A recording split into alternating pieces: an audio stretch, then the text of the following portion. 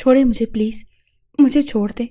سب جانتے بوجھتے بھی کیوں میری زندگی برباد کر رہے ہیں آپ لوگ؟ وہ روتے ہوئے مسلسل خود کو چھڑوانے کی کوشش کر رہی تھی، لیکن اس معصوم 17 سالہ لڑکی کی سن کون رہا تھا؟ فضول مت بول، اور خبردار جو تو نے ذرا بھی شور شرابہ کیا تو۔ اتنا اچھا رشتہ مل رہا ہے تجھے، اتنے امیر گھرانے کا لڑکا ہے، اوپر سے اس قدر خوبصورت ہے، اور وہ تجھے اپنی رکھیل بنا کر بھی رکھا کرے گا نا، تب بھی تجھ سا خوش قسمت کوئی نہیں ہوگا۔ آج کل کے دور میں کہاں ملتے ہیں ایسے امیر زادے؟ اب اپنی چون چراں بند کر اور جلد از جلد یہ جوڑا پہن کر تیار ہو جا۔ شکر کر وہ عزت سے نکاح کر لے جا رہا ہے تجھے، ورنہ تجھ جیسی لڑکیوں کو تو کوئی منہ بھی نہ لگائے۔ چاچی رفعت اسے حقارت اور نفرت سے دیکھتے ہوئے پھنکار رہی تھی۔ اس کی تو بولی لگائی گئی تھی، اس معصوم کو آج بیچ دیا گیا تھا، اور خریدنے والا کوئی اور نہیں، گاؤں کے سردار کا سب سے لاڈلا پوتا تھا، جس سے پورا گاؤں مروب تھا۔ سب لوگ اس کے روب اور دبدبے سے ڈرتے تھے۔ وہ سردار عالم خان زادہ کا لاڈلا پوتا تھا، شہروز خان زادہ، خوبصورت بھورے بال جو اس وقت جل سے سیٹ کیے ہوئے تھے۔ وہ انتہائی خوبرو نوجوان تھا۔ کل اس نے اس لڑکی کو گاؤں کے ایک باغ میں دیکھا تھا اور وہیں دل ہار بیٹھا تھا۔ اپنے مخصوص آدمی سے کہتے ہوئے اس نے اس لڑکی کی ساری معلومات ایک ہی دن میں نکلوائی تھی، اور پھر بمشکل رات گزارتا وہ اگلے روز اس کے گھر پہنچ گیا تھا۔ اس کے گھر میں محض ایک چچا اور چچی رہتے تھے، اور وہ لوگ انتہائی لالچی لوگ تھے۔ شہروز خان نے اس لڑکی سے نکاح کی بات کی تو دونوں میاں بیوی کی رال ٹپکنے لگی۔ ان کی تو اس مصیبت سے جان چھوٹ رہی تھی۔ ان لوگوں نے ہی اس خوبرو شہزادے کو بڑی سی گاڑی میں آتے دیکھ لیا تھا، اس وجہ سے وہ اب اپنی کم سن حسینہ بھتیجی کو دیکھتے ہوئے خباثت سے ہنس رہے تھے۔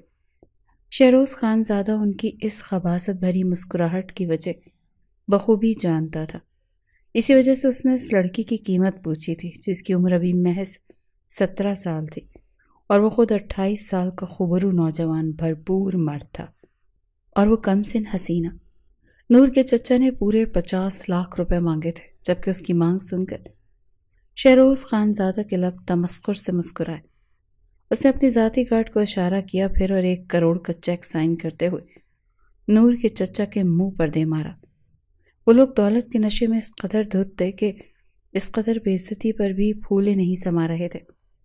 شہروز خان زادہ نے اپنے ذاتی محافظ کو مولوی کا انتظام کرنے کا کہا تو وہ جلد ہی مولوی کو لینے مسجد پہنچ گیا، جبکہ اپنے دادا کو یہ بات بتانے کی زحمت تک نہ کی تھی۔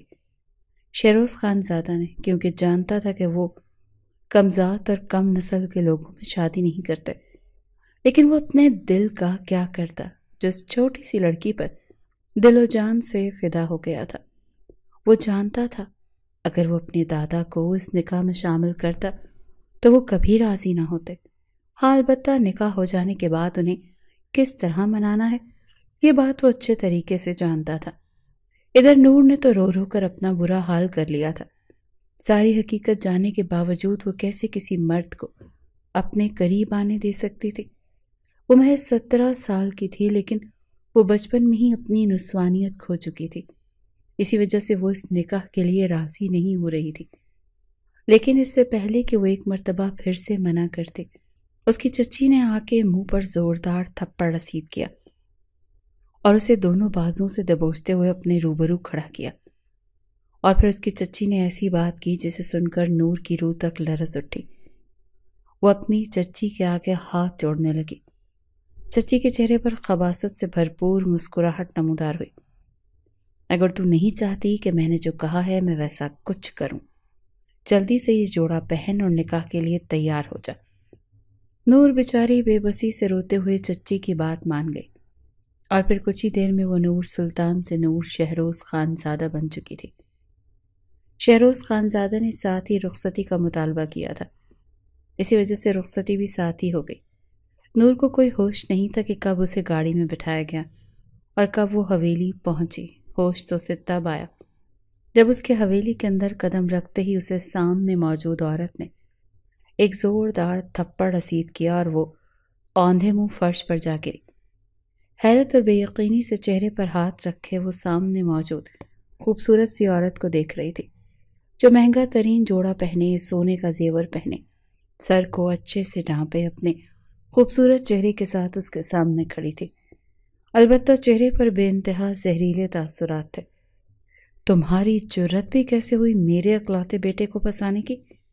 اس کا بازو سختی سے دبوچتے ہوئے انہوں نے اسے اپنے روبرو کھڑا کیا۔ اس کا خوبصورت سراپا دیکھتے ہوئے وہ غصے سے پھنکاری، کیونکہ وہ جان گئی تھی کہ یقیناً اس کے چہرے پر موجود معصومیت اور میک اپ سے پاک شفاف دودھیا چہرہ اس کے بیٹے کو ورغلانے کا ہی باعث بنا ہوگا۔ سامنے کھڑی 17 سالہ لڑکی بے تحاشا خوبصورت تھی۔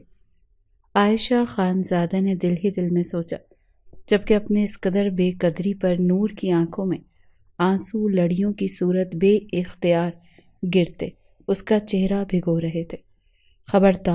خبردار اگر تم نے میرے بیٹے کی زندگی میں داخل ہونے کی کوشش کی تو اس نے تم پر ترس کھا کر نکاح تو کر لیا، لیکن وہ تمہیں ایک بیوی کا رتبہ کبھی بھی نہیں دے گا، سمجھی؟ وہ غیظ و غضب سے دھاڑی۔ کالی کالی، وہ بلند آواز میں اپنی خاص ملازمہ کو آواز لگانے لگی۔ وہ کسی بوتل سے جن کی طرح حاضر ہوئی تھی۔ اس کلموہی کو لے جاؤ یہاں سے اور اسے ملازموں کے کمرے میں سے ایک کمرہ دے دو۔ خیال رہے کہ یہ میرے بیٹے کے آس پاس بھی بھٹکنی نہیں چاہیے۔ وہ نخوت سے کہتی وہاں سے چلی گئی، جبکہ کالی نے بھی اس بلا کی خوبصورت حسینہ کو اپنے پیچھے آنے کا اشارہ کیا اور اسے لیے ملازموں کو ایک کمرے میں لے گئی جو نہایت ہی گندا تھا، شاید کافی عرصے سے بند پڑا تھا۔ کالی نور کو وہاں چھوڑ کر خود یہ جا وہ جا، جبکہ وہ اس قدر گندگی دیکھ ابکائی لینے لگی۔ اسے اپنی اوقات کا اندازہ ہو گیا تھا، لیکن وہیں اسے ایک بات کا سکون بھی تھا کہ کم از کم وہ اس مرد سے تو دور رہے گی۔ وہ اپنے ساتھ محض ایک چھوٹا سا سوٹ کیس لائی تھی جس میں اس کے چند پرانے کپڑے تھے۔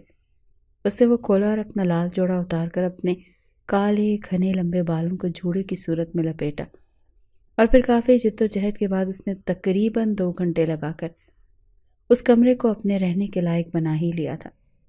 صبح سے شام تک وہ وہیں کمرے میں بند رہی، کیونکہ جب وہ اسے حویلی لایا تھا تو کسی کام سے وہ وہاں سے چلا گیا تھا اور اس پر اپنا حکم صادر کر چکا تھا کہ وہ اس کے کمرے میں رہے گی، لیکن اس کی ماں بیگم نے اسے یہ موقع ہی نہیں دیا تھا، کیونکہ اسے لگتا تھا کہ وہ اب اس کی بیوی ہے اور شہروز خانزادہ کا ہر حکم ماننا اس پر فرض ہے۔ وہ تقریباً رات کے 9 بجے حویلی آیا۔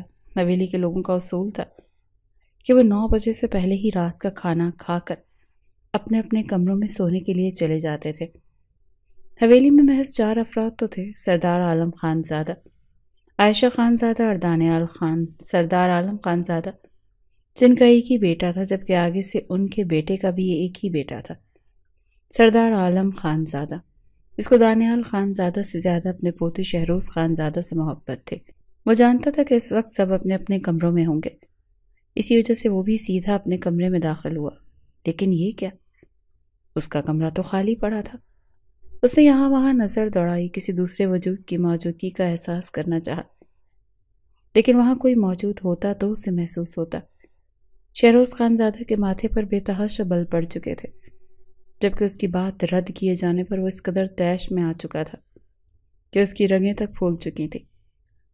وہ اپنے خاندان کا مغرور شہزادہ بھلا کہاں برداشت کر سکتا تھا کہ اس کی بات کو کوئی رد کرے؟ وہ فوراً اپنے کمرے سے باہر نکلا۔ وہ اس وقت بے حد غصے میں تھا۔ سیڑھیاں اترتے ہوئے اس نے دھاڑتے ہوئے نور کو پکارا، جبکہ اس کی اس پکار پر اپنے اپنے کمروں میں موجود تمام لوگوں کی روح تک کام گئی تھی۔ عائشہ بیگم، جو کہ اپنے بیٹے کے اس کارنامے کی وجہ سے پریشان تھی، فوراً سے پہلے کمرے سے باہر نکلی۔ ان کے ہاتھ پاؤں پھول چکے تھے، کیونکہ وہ جانتی تھی کہ اب بہت بڑا بوال ہونے والا تھا۔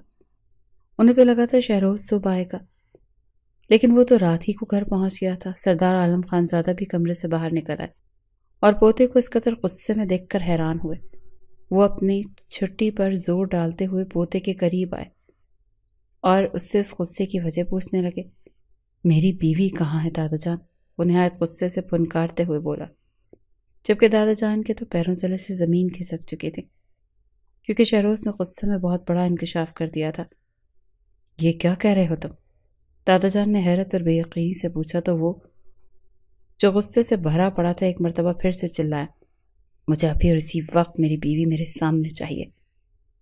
عائشہ بیگم نے چاروں ناچار نور کو کمرے سے نکلوایا اور شہروز خانزادہ کے سامنے کھڑا کر دیا۔ وہ بے تحاشا ڈری ہوئی تھی اور مسلسل رو رہی تھی۔ سادہ سے سوٹ میں بھی اس کا خوبصورت روپ دمک رہا تھا۔ دادا جان تو حیرانگی سے اسے دیکھ رہے تھے، جبکہ شہروز خان نے اپنی ماں پر ایک شکوہ کناہ نگاہ دوڑائی اور نور کا ہاتھ پکڑتے ہوئے اسے اپنے ساتھ تقریباً گھسیٹتے ہوئے سیڑھیاں چڑھنے لگا۔ کچھ ہی دیر میں وہ اسے اپنے کمرے میں لے جا کر دروازہ ٹھاک کی آواز کے ساتھ بند کر چکا تھا۔ جب میں نے تم سے کہا تھا کہ سیدھا میرے کمرے میں جاؤ گی تو تم وہاں اسٹور روم میں کیا کر رہی تھی؟ وہ کمرہ نوکروں کے لیے ہے، تمہارے لیے نہیں۔ وہ اتنی شدت سے دھاڑا کہ نور سہم کر 2 قدم پیچھے ہٹی۔ شہروز کو اس کا یہ ڈرا سہما روپ دیکھ اپنا غصہ نارمل کرنا پڑا۔ وہ اس کے قریب آیا اور اس کے آنسوؤں کو ہاتھوں کی مدد سے صاف کرنا چاہا تو وہ بدک کر یوں پیچھے ہوئی جیسے کسی اچھوت نے چھو لیا ہو۔ شہروز کا غصہ پھر سے عود آ گیا اور اس نے نور کو دونوں بازوؤں سے دبوچتے ہوئے اپنے روبرو کیا اور اس کے ہونٹوں پر جھکتے ہوئے اس کے ہونٹوں کو چوم گیا، جبکہ نور اس کی گرفت میں تھر تھر کانپ رہی تھی اور مسلسل خود کو چھڑوانے کی کوشش کر رہی تھی۔ اس کی یہ مزاحمت شہروز خان کو نئے سرے سے غصہ دلا گئی تھی۔ اس نے اس کے جبڑے کو ہاتھ میں دبوچا۔ اتنی بچی تو نہیں ہو تم کہ تمہیں شوہر کے حقوق کے بارے میں پتہ نہ ہو، پھر یہ مزاحمت کیوں کر رہی ہو؟ وہ اس قدر غصے سے دھاڑا کہ نور کو اپنے حواس گم ہوتے محسوس ہوئے۔ اسے اپنے پہ ہوئے ستم کی بھیانک یادیں ذہن کے پردے پر لہراتی ہوئی محسوس ہوئی۔ اس سے پہلے کہ شہروز خان دوبارہ اس کے چہرے پر جھکتا، نور کو پھر سے دورہ پڑنے لگا اور دیکھتے ہی دیکھتے وہ شہروز کی باہوں میں جھول گئی۔ اس کے منہ سے جھاگ نکلنا شروع ہو چکی تھی، جبکہ آنکھیں یوں جیسے اوپر کو جا لگی ہوں۔ شہروز خانزادہ کے ہاتھ پاؤں پھول گئے۔ اسے بے یقینی سے دیکھ رہا تھا۔ نور، نور کیا ہوا ہے تمہیں؟ اس کے گالوں کو مسلسل تھپ تھپاتے ہوئے شہروز پوچھ رہا تھا، لیکن نور بے ہوش ہو چکی تھی۔ وہ فوراً سے پہلے اسے اپنے بازو میں اٹھاتا کمرے سے باہر نکلا اور سیڑھیاں اترتے ہوئے وہ تقریباً بھاگتا ہوا اسے لیے گاڑی کی جانب بڑھا۔ کچھ ہی دیر میں وہ اسے بازو میں اٹھائے ہسپتال کے احاطے میں تقریباً بھاگ رہا تھا۔ ڈاکٹرز اسے جانتے تھے، وہ اسپتال شہروز خانزادہ کے پرکھوں نے ہی بنوایا تھا اور ہر سال وہ اس میں ایک بڑی رقم فنڈ کے طور پر بھی دیتے تھے۔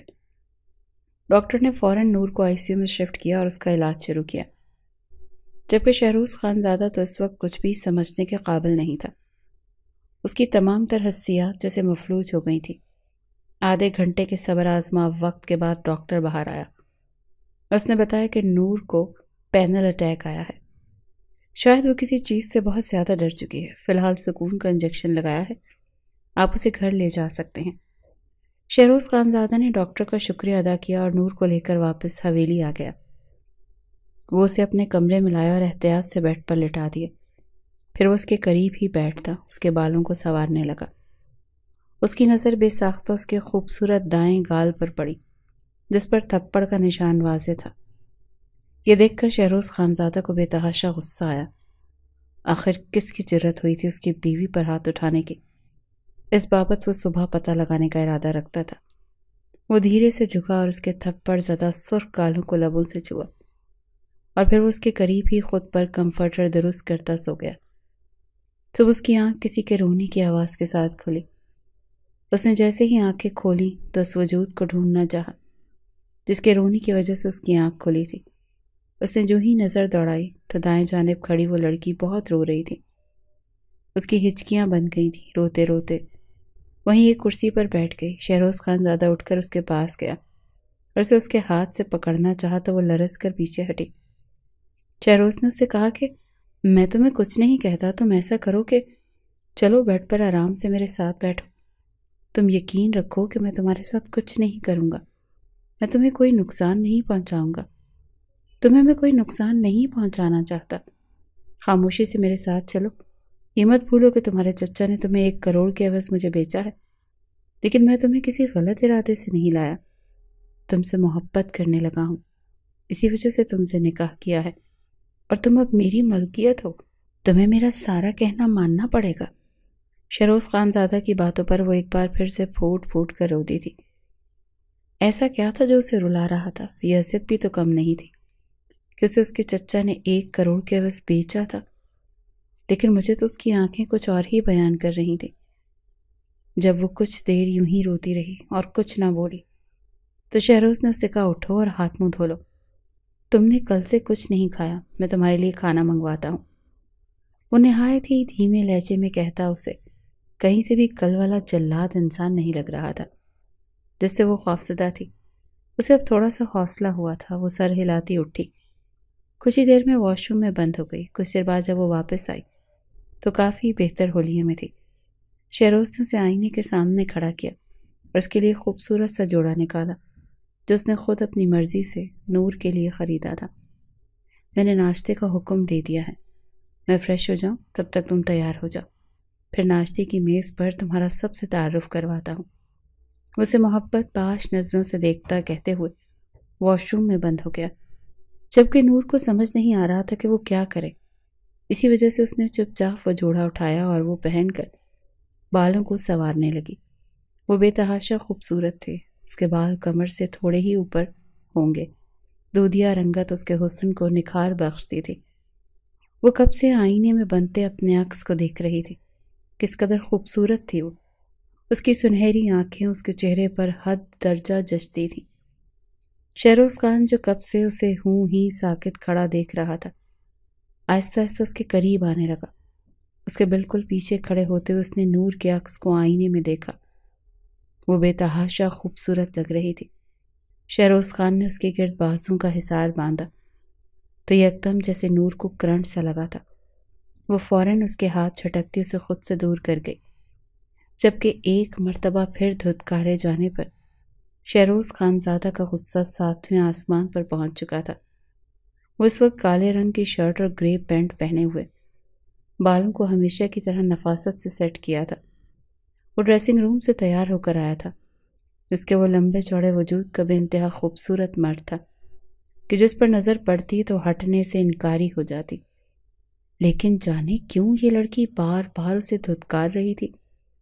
ادھر آؤ میرے پاس، ابھی اور اسی وقت، شہروز خان نے غصے سے نور کو دیکھتے ہوئے کہا تو نور بوکھلائی اور پھر سے کانپنے لگی۔ اتنا ڈرنے کی ضرورت نہیں ہے، کھا نہیں جاؤں گا تمہیں۔ اس کا اس قدر ڈر محسوس کرتے ہوئے اب کے شہروز نے چڑھ کر کہا، جبکہ نور کو تو بولنا بھی محال لگ رہا تھا۔ اسی لیے جب وہ بولی تو محض اتنا، مجھے بھوک لگ رہی ہے، ہم کچھ کھا لیں پلیز۔ وہ منت بھرے لہجے میں بولی، اس کا لہجہ محسوس کرتے ہوئے شہروز کو محسوس ہوا کہ اس کی آواز میں کچھ نمی سی تھی، یہ شاید ابھی وہ رو دے گی۔ شہروز نے خود کو نارمل کیا اور خود ہی اس کے قریب آتے ہوئے اسے نہایت ہی محبت سے اپنے ساتھ لگایا۔ تم مجھ سے ڈرا مت کرو، میں نہیں جانتا تم مجھ سے اس قدر خوفزدہ کیوں ہو جاتی ہو، لیکن میں تمہارا محرم ہوں۔ نور، مجھ سے خوفزدہ مت ہوا کرو۔ وہ آہستہ آہستہ اس کے بالوں میں انگلیاں چلاتا نہایت ہی نرم لہجے میں بول رہا تھا۔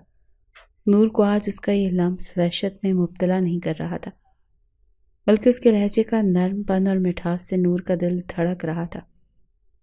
نور نے محض سر ہلایا تو شہروز اس سے الگ ہوا اور اس کے ماتھے پر بوسہ دیتے ہوئے اس کے سر پر چادر ڈالی، کیونکہ وہ نہیں چاہتا تھا کہ نور کے خوبصورت بال اس پر کسی کی بھی نظر پڑے۔ وہ اس کا ہاتھ تھامے ہوئے اسے اپنے ساتھ نیچے لے کر آیا، جہاں سب لوگ ان دونوں کا ہی انتظار کر رہے تھے، کیونکہ دادا جان اور باقی سب اس نکاح سے انجان تھے، اور وجہ شہروز خان خود تھا۔ وہ جب تک نہیں چاہتا تھا تب تک کسی کو کچھ پتہ نہیں چلنے دیتا تھا۔ وہ نیچے آیا اور سب سے پہلے اس نے نور کے لیے کرسی کھینچی اور اس کو اس پر بٹھاتے ہوئے وہ سب کو مشترکہ سلام کرتا خود بھی کرسی گھسیٹ کر بیٹھ گیا۔ سب کی نظریں خود پر محسوس کرتے اس نے گہرا سانس لیا اور سب کو محض اتنا بتایا کہ وہ نور سے محبت کرتا ہے اور اسی وجہ سے اس سے نکاح کر چکا ہے۔ آج سے وہ اس گھر کی بہو ہے اور میرے ساتھ ساتھ آپ سب کے لیے قابل عزت ہے۔ اگر میری غیر موجودگی میں کسی نے بھی میری بیوی کے ساتھ غیر اخلاقی سلوک کیا تو یقیناً میں اسی وقت یہ حویلی ہمیشہ ہمیشہ کے لیے چھوڑ کر چلا جاؤں گا۔ شہروز خان زادہ نے تقریباً اپنا حتمی فیصلہ سنایا تھا، جس کی وجہ سے وہاں موجود تمام لوگوں پر سکتہ طاری ہو چکا تھا، جبکہ نور تو حیران پریشان سے اپنے صاحبان کو دیکھ رہی تھی۔ اس نے بچپن سے لے کر آج تک محض اپنے چچا اور چچی کی گالیاں ہی سنی تھی، ان کی مار پیٹ ہی برداشت کی تھی۔ اس نے کب کسی کو اپنے لیے یوں بولتے دیکھا تھا؟ وہ تو جتنا حیران ہوتی اتنا کم تھا، جبکہ اس کے اس فیصلے پر دادا جان بھی حیرانگی سے اپنے پوتے کو دیکھ رہے تھے، جو جانے کیوں اس لڑکی کو ان کی بہو بنا کر لے آیا تھا۔ جبکہ عائشہ بیگم تو تل ملا کر رہ گئی، اور تو اور دانیال خان بھی بیٹے کے اس عجیب و غریب منطق پر حیران اور پریشان اس کو دیکھ رہے تھے۔ اب اگر آپ سب نے مجھے گھور لیا ہو تو مہربانی کر کے ناشتہ کر لیں، کیونکہ یہ میری بیوی ہے اور مجھے اپنی جان سے بھی زیادہ عزیز ہے۔ میں اس سے محبت نہیں بلکہ عشق کرتا ہوں، اور آج کے بعد میری بیوی کو کوئی کچھ نہیں کہے گا۔ آپ لوگوں کو ہر حال میں اسے قبول کرنا ہوگا۔ نور کا ہاتھ پکڑتے ہوئے اس نے ہلکا سا دبایا اور آنکھوں ہی آنکھوں میں سے تسلی دینے لگا، جبکہ نور کی آنکھوں میں بے اختیار آنسو بہنا شروع ہو گئے، کیونکہ اس نے آج تک اپنی اتنی عزت کبھی نہیں دیکھی تھی۔ آج سے پہلے کسی مرد نے اسے اس قدر عزت نہیں دی تھی، اور وہ مرد جسے وہ کئی مرتبہ دھتکار چکی تھی، وہ مرد اسے سب کے سامنے کس طرح سے عزت کی نگاہوں سے دیکھ رہا تھا۔ نہ صرف خود عزت دے رہا تھا بلکہ دوسروں کو بھی اسے عزت دینے کی تلقین کر رہا تھا۔ نور کو تو یقین نہیں آ رہا تھا کہ ایک شخص اس کے لیے اپنے ہی خاندان سے لڑ رہا تھا، جبکہ یہ بات وہاں موجود تمام لوگ جانتے تھے کہ شہروز خانزادہ اپنے کہے کا پکا ہے۔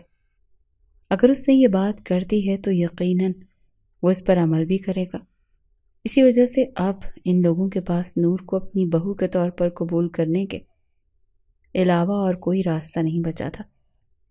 ناشتہ سب نے خاموشی سے کیا تھا، اور ناشتہ کرنے کے بعد شہروز خان نے خاص طور پر اپنی ماں کو ہدایت کی کہ ٹھیک سے وہ نور کا خیال رکھیں، وہ آفس جا رہا ہے اور رات تک واپس آ جائے گا، اور اس نے اپنی ماں کو آنکھوں ہی آنکھوں میں اشارہ کرتے ہوئے بہت کچھ جتا دیا تھا، جیسے وہ جان چکا ہو کہ کل نور کے چہرے پر تھپڑ مارنے والا ہاتھ اور کسی کا نہیں بلکہ اس کی اپنی ماں کا تھا۔ اس نے اپنی ماں سے کہہ دیا تھا کہ میرے آنے تک میری نور کی آنکھوں میں کوئی آنسو نہیں آنا چاہیے، جبکہ شہروز خانزادہ کی باتیں سنتے نور کی آنکھیں لبالب پانیوں سے بھر چکی تھی۔ کیا یہ شخص تب بھی اس سے اتنی ہی محبت کرے گا جب وہ اس کی اصلیت جان جائے گا؟ اس کا وہ دردناک ماضی جو آج تک اس کا پیچھا کر رہا ہے، کیا وہ ماضی جاننے کے بعد شہروز خانزادہ کی محبت برقرار رہے گی؟ یہ سب سوچتے ہی وہ یہ تک نہ جان پائی کہ کب شہروز خانزادہ اس کی آنکھوں سے آہستہ آہستہ دور ہوتا چلا گیا، اور پھر جیسا شہروز نے کہا تھا بالکل ویسا ہی ہوا۔ سب نے اسے اپنی بہو مان لیا تھا، اور پورا دن نور کو کسی بھی قسم کی کوئی بھی تکلیف نہیں دی گئی تھی۔ رات کو تقریباً وہ 9 بجے گھر واپس آیا اور آتے ہی اپنے کمرے کی طرف چل پڑا۔ اپنے کمرے میں قدم رکھتے اس نے یہاں وہاں نگاہ دوڑائی، اور اپنی نور کو دیکھنے کی خواہش پوری شدت سے اس کے پورے وجود میں جاگ رہی تھی۔ کچھ ہی دیر یہاں وہاں نظر دوڑانے کے بعد اسے وہ ایک خوبصورت سے لباس میں ملبوس نظر آئی۔ شہروز خانزادہ نور کو دیکھ کر کئی پل مبہوت رہ گیا۔ وہ آہستہ آہستہ نور کے قریب آنے لگا جو کنفیوز سی کھڑی تھی۔ اسے سمجھ نہیں آ رہا تھا کہ اسے کس قسم کا رد عمل دینا چاہیے۔ شہروز سمجھ چکا تھا کہ وہ اس سے اس وقت گھبرا رہی ہے، اسی وجہ سے وہ چپ چاپ اس کے قریب سے گزرتا ہوا پاس رکھی ٹیبل کے قریب کھڑا ہو گیا۔ شہروز خانزادہ نے اپنی گھڑی کھول کر ٹیبل پر رکھی، اور نور سے کوئی بھی بات کیے بغیر وہ فریش ہونے کے لیے واش روم کی جانب بڑھ گیا، جبکہ نور باہر کھڑی آنے والے وقت کا سوچ کر اس کے پسینے چھوٹ رہے تھے۔ وہ اپنی جیکٹ اتار کر سائڈ میں رکھتا واش روم میں بند ہوا۔ شہروز خانزادہ کو اپنی ماں کو ہدایت کرنے کا یہ نتیجہ نکلا کہ وہ نور کو ازدواجی زندگی کے بارے میں بہت اچھے طریقے سے سمجھا چکی تھی، اور یہ بھی سمجھا چکی تھی کہ ان کا بیٹا نور کو کس قدر پسند کرتا ہے، اور وہ اب اپنا حق لیے بغیر نہیں رہے گا۔ اسی وجہ سے انہوں نے نور کو اس طرح تیار کروایا تھا۔ اس کے لیے خوبصورت سا جوڑا وہ خود لے کر آئی تھی، اور اسے ہلکا پھلکا میک اپ کرنے کے لیے بھی کہا تھا۔ اس ہلکے پھلکے سے میک اپ میں بھی وہ غضب ڈھا رہی تھی۔ وہ ویسے ہی کھڑی رہی، واپس آیا تو نور کو ویسے ہی کھڑے دیکھ وہ نہایت آہستگی سے اس کی طرف بڑھا، اور اس کے قریب جاتے ہی اس کا چہرہ تھوڑی سے پکڑ کر تھوڑا سا اوپر کیا۔ ماشاءاللہ، بہت ہی زیادہ خوبصورت لگ رہی ہو۔ ویسے تم تو ہر حال میں ہی خوبصورت لگتی ہو، لیکن لگتا ہے آج کسی نے میرے لیے خاص بناؤ سنگھار کیا ہے۔ اس کی آنکھوں میں دیکھتا ہوا نہایت ہی شوخ لہجے میں کہہ رہا تھا۔ اس کی تعریف میں زمین و آسمان کے کلابے ایک کرنا چاہتا تھا۔ اسی وجہ سے وہ آہستگی سے اس کے خوبصورت لبوں پر جھکا۔ اس سے پہلے کہ اس کے لبوں کو چومتا، نور نے ایک مرتبہ پھر سے اسے خود سے دور جھٹکا، جبکہ یہ ایک غیر متوقع عمل تھا۔ شہروز اس جھٹکے کے لیے تیار نہیں تھا، اسی وجہ سے وہ لڑکھڑاتے ہوئے کچھ قدم پیچھے ہوا اور بے یقینی سے سامنے کھڑی اپنی بیوی کو دیکھنے لگا، جو اس قدر تیار ہو کر اس کے سامنے کھڑی اس کے جوان جذبوں میں آگ لگا چکی تھی، اور اب اس کا اس طرح اس سے جھڑکنا اس کی مردانہ انا کو ٹھیس پہنچا چکا تھا۔ کس بات کا غرور ہے تمہیں؟ ہاں بولو، کس بات کا غرور ہے؟ یہ جو تم اتنا حسن لیے بیٹھی ہو، کیا اس بات کا غرور ہے؟ یہ مت بولو کہ تمہاری اوقات میرے سامنے کیا ہے۔ میں نے تمہیں تمہارے چچا اور چچی سے 1 کروڑ روپے میں خریدا تھا۔ ہاں، تم سے محبت ہو گئی تھی، اسی وجہ سے میں نے تمہیں محبت کی عزت دی، نکاح کیا۔ تم بار بار اس پاک رشتے کا مذاق اڑا رہی ہو، بار بار مجھے خود سے یوں دور جھڑکتے ہوئے۔ تم آخر ثابت کیا کرنا چاہتی ہو؟ وہ آج اس پر بھڑک اٹھا تھا۔ اسے نور کا یوں جھٹکنا بالکل بھی پسند نہیں آیا تھا۔ اس سے پہلے کہ وہ مزید اس کے قریب جاتا یا کچھ کہتا، نور یکدم پھوٹ پھوٹ کر رونے لگی، جبکہ اس کا یہ رد عمل دیکھ کر شہروز خان کے حقیقت میں پسینے چھوٹ چکے تھے۔ وہ اب یوں کیوں رو رہی تھی؟ اسے کبھی کبھی ایسے گمان ہوتا جیسے نور کوئی ذہنی مریضہ ہو۔ وہ خود نہیں جانتی تھی کہ اچانک اسے کیا ہو گیا، لیکن آج وہ شہروز خان زادہ کو نہایت ہی نفرت بھری نظروں سے دیکھ رہی تھی۔ آپ ہیں کون؟ آپ نے ایسا سوچ بھی کیسے لیا کہ میں خود کو ٹرے میں سجا کر آپ کے سامنے پیش کروں گی؟ آخرکار آپ بھی ایک ہوس پرست مرد ہی نکلے نا، جسے محض میری خوبصورتی سے سروکار ہے، جو صرف اور صرف میرے اس وجود کو داغدار کرنا چاہتا ہے۔ جبکہ اس کی یہ باتیں سن کر شہروز خان زادہ کے پیروں تلے سے زمین نکل چکی تھی۔ نور روتے ہوئے مزید بول رہی تھی، نہیں ہے آپ میرے کچھ بھی، اور نہ ہی میں آپ کو اپنے ساتھ کچھ بھی اب غلط کرنے دوں گی۔ آپ کو کیا لگتا ہے اگر آپ نے مجھے خرید لیا تو آپ میرے ساتھ کچھ بھی کر سکتے ہیں؟ نہیں، آپ میرے ساتھ ایسا نہیں کر سکتے۔ آپ مجھ سے بڑے ہیں تو یہ مطلب ہرگز نہیں آپ اپنی ہر بات منوا لیں گے، اپنا ہر فیصلہ مجھ پر تھوپ دیں گے۔ وہ تڑک کر بولی تھی۔ وہ خود پر ضبط کیے کھڑی تھی، ایک تو بنا حجاب کے وہ خود کو زمین میں دھستا محسوس کر رہی تھی، اور دوسرا یہ شخص جس کی نظر اپنے جسم پر کسی انگارے کی طرح محسوس ہو رہی تھی۔ آنکھوں کے ڈورے سرخ ہو رہے تھے۔ وہ چاہتی تھی جلد سے جلد یہ شخص اس کی آنکھوں کے سامنے سے چلا جائے۔ جانے کیوں، لیکن نور کو سامنے کھڑے شہروز خان میں وہی درندہ نظر آ رہا تھا جس نے 12 سال کی عمر میں اس سے اس کی نسوانیت چھینی تھی۔ جبکہ شہروز خان بے یقینی سے نور کو دیکھ رہا تھا۔ وہ سمجھ نہیں پا رہا تھا کہ نور آخر ایسی باتیں کیوں کر رہی ہے۔ وہ آہستگی سے اس کے قریب آیا اور اس کے روتے دھوتے وجود کو اپنے چوڑے سینے میں بھیج گیا۔ وہ یہی سمجھ رہا تھا کہ شاید وہ بھی معصوم ہے، کم عمر ہے، اسی وجہ سے اس رشتے کے تقاضے کو سمجھ نہیں پا رہی۔ میں تمہیں کچھ نہیں کہوں گا، تمہیں کچھ نہیں کروں گا، ہاں چھوٹی موٹی جسارتیں کرتا رہوں گا، شرارت کروں گا، لیکن یقین مانو تم مجھ پر یقین کر سکتے ہو۔ پلیز میرے ساتھ اس طرح کا رویہ اختیار مت کرو، مجھے میری ہی نظروں میں مت گراؤ۔ وہ نور کے بالوں کو سہلاتے ہوئے آہستہ سے اسے اپنے سحر میں جکڑ رہا تھا۔ نور نے اپنے دونوں ہاتھ اس کے گرد باندھ دیے اور پھر وہ اس کے سینے میں منہ چھپائے شدت سے رونے لگی۔ وہ اپنے مسیحا کے سینے میں منہ چھپائے رو رہی تھی، کیونکہ وہ اس حقیقت سے آگاہ ہو چکی تھی کہ سامنے کھڑا انسان اس کا محرم ہے، نہ کہ وہ درندہ جس نے اسے بے آبرو کیا تھا۔ جبکہ شہروز خان کو اب حقیقت معلوم کرنی تھی، کیونکہ جو حالت وہ نور کی دیکھ رہا تھا وہ کوئی عام بات نہیں تھی۔ یقیناً یا تو وہ کسی ذہنی ٹراما سے گزر رہی تھی جس کی وجہ سے وہ اس طرح کی حرکات کر رہی تھی، یا پھر شاید اس کے ساتھ کوئی حادثہ ہوا تھا۔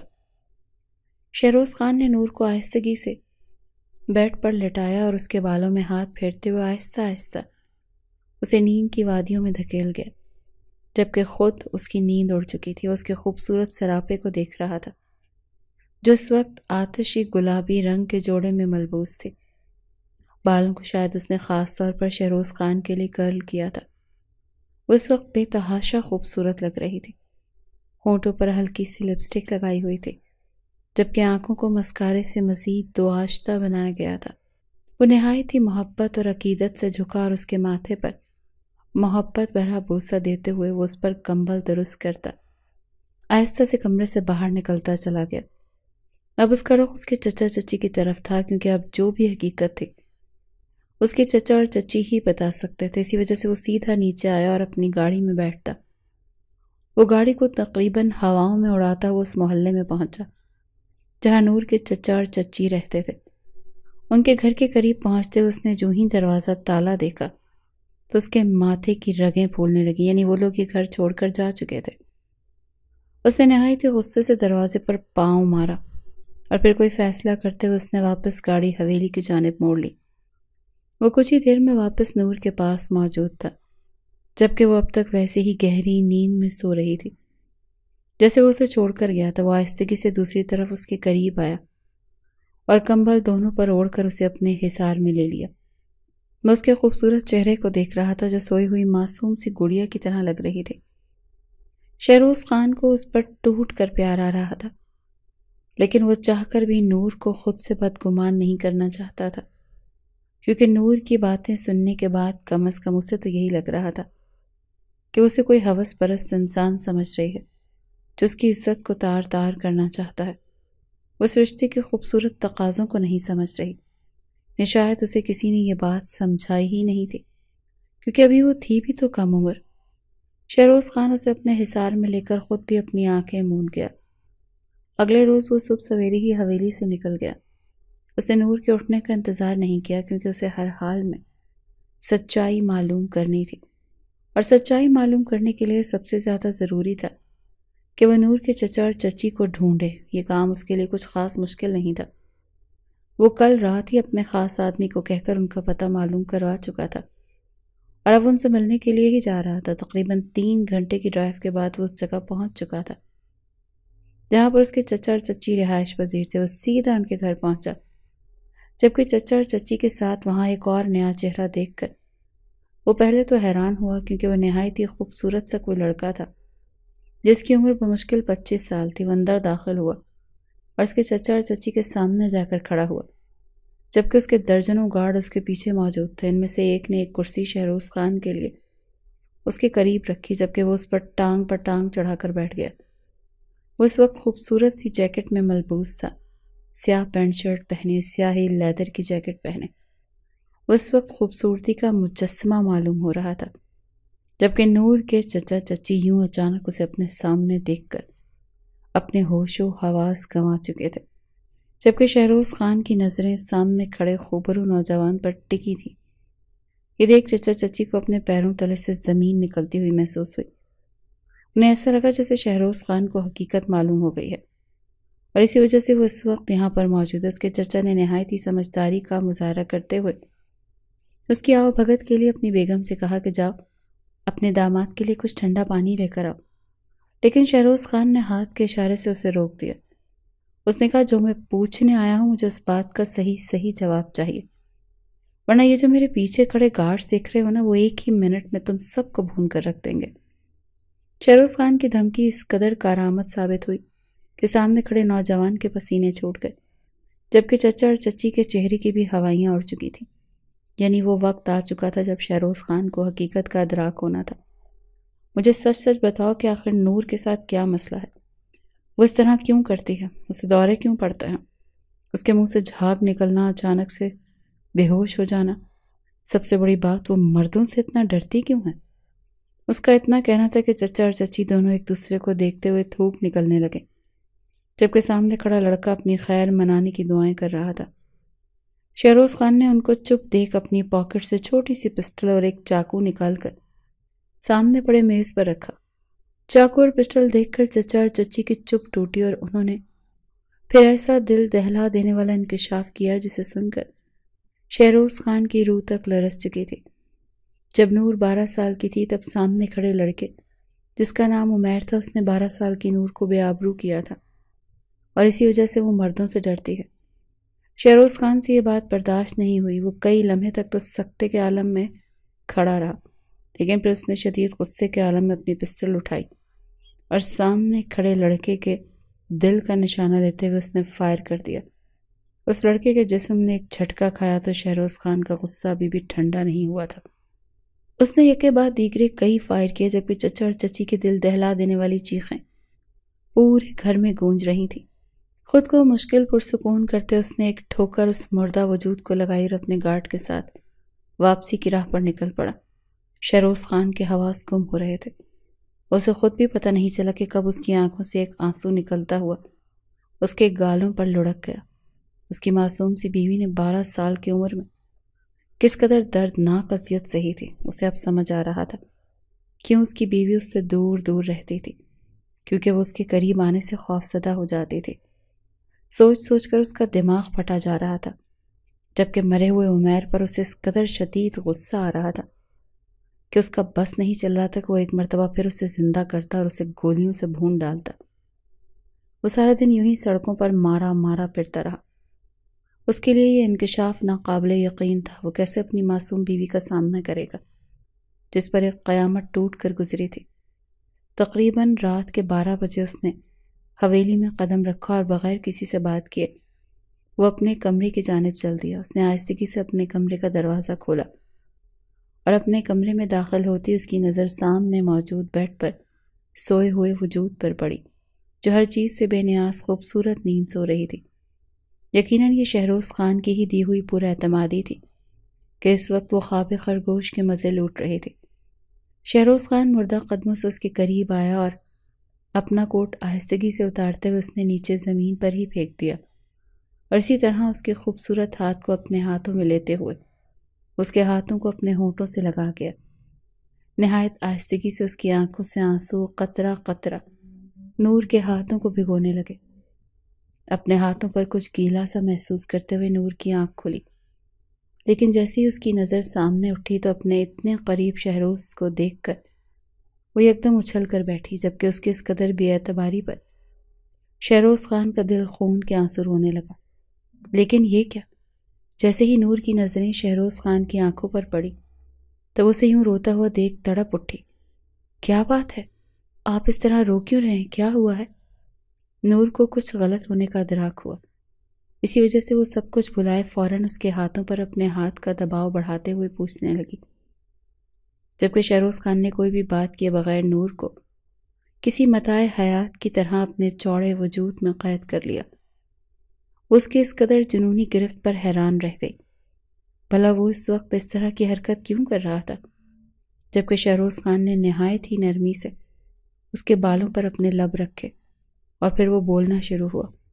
جیسے اس نے بولنا شروع کیا تو نور کو لگا جیسے اس کے پیروں تلے سے زمین ہی کھسک گئی ہو۔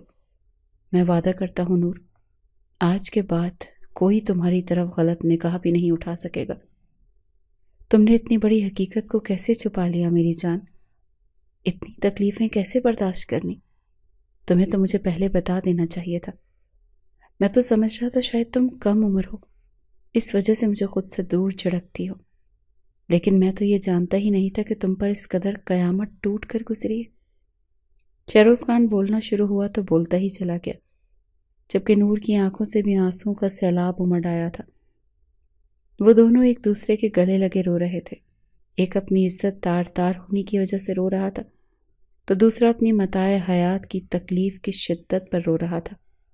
میں تم سے وعدہ کرتا ہوں کہ آج کے بعد میں تمہیں کسی خزانے کی طرح چھپا کر رکھوں گا، دنیا کے ہر گرم سرد ہوا سے بچا کر رکھوں گا۔ تم مجھ پر یقین کرو نور، میں آج کے بعد تم پر کسی کی غلط نگاہ تک نہیں پڑنے دوں گا۔